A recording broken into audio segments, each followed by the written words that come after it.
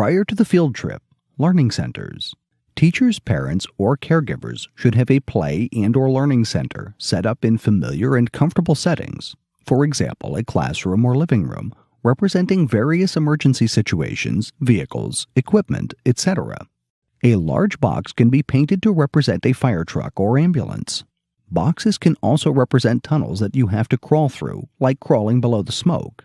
The cardboard box emergency vehicle should be placed in the block center. Play and/or learning centers are encouraged to practice stop, drop, and roll or crawl through a tunnel to get out of the house area as quickly as possible, because that is the important thing to do when a fire starts. Collaboratively role-play various potential situations. Use as many real props as possible. Have an unplugged phone and practice dialing 911. Color flames with washable markers, yellow, orange, and red, and then use a squirt bottle filled with water and watch as the colors blend into each other. The fire department can donate some real items to a teacher, parent, or caregiver to put in the center so that a child or children can interact with the materials in a safe and fun way.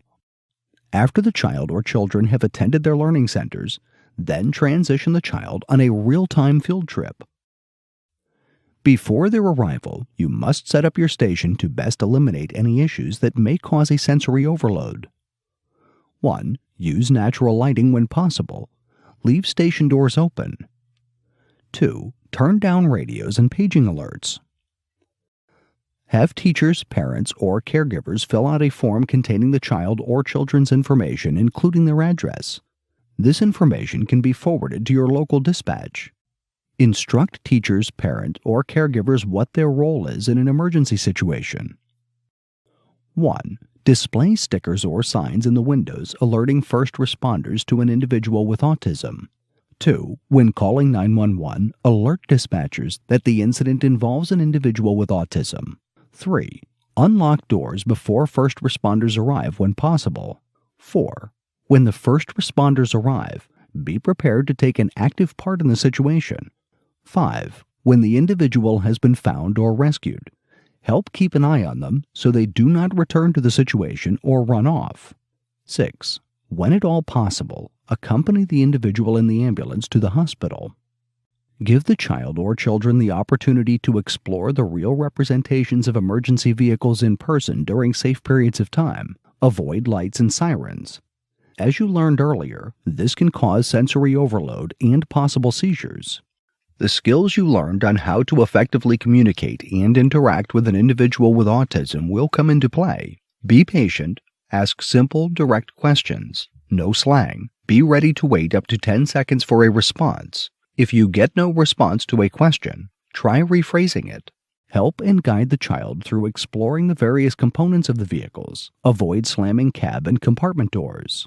Let them experience a firefighter in full gear. The uniform or turnout gear can be distracting and downright scary to some individuals. Be careful not to let low air alarms on your SCBA go off. These loud and unexpected sounds can cause discomfort or a possible overload to an individual with autism. Provide visual representations of all material being taught. These representations can even be given to the teachers, parent, or caregivers ahead of time to prepare the child for what is to come. For instance, develop an if-then visual scenario rule sheet. Talk to teachers, parents, or caregivers about alternative smoke alarms that don't give off high-pitched sounds that can cause a sensory overload or meltdown. For example, detectors that let one record a parent or caregiver's voice or a unit that vibrates under the individual's pillow. Encourage teachers, parents, or caregivers to continue to practice the lesson taught in the pre-field trip learning centers. Teachers, parents, and caregivers, find out more about fire safety for children with autism at ember911.com. First responders, you can learn more about autism awareness and interaction at prevent-educate.org.